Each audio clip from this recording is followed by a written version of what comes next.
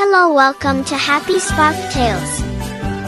యేసయ్య ఒక కొండమీదకు వెళ్ళాడు. చాలామంది ప్రజలు ఆయన గురించి విని ఆయన్ను వెంబడించారు. వారు బలహీనంగా ఉన్నారు. యేసయ్య వారిని చూసి కరుణతో వారిని స్వస్థపరిచాడు. ఆ రోజు సాయంత్రం అయ్యేసరికి ప్రజలకు తినడానికి ఏమీ లేదు.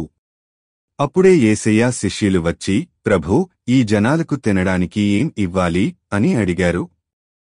అప్పుడు ఒక చిన్న బాలుడు తన దగ్గర ఉన్న 5 రొట్టెలు మరియు 2 చేపలతో ముందుకు వచ్చాడు.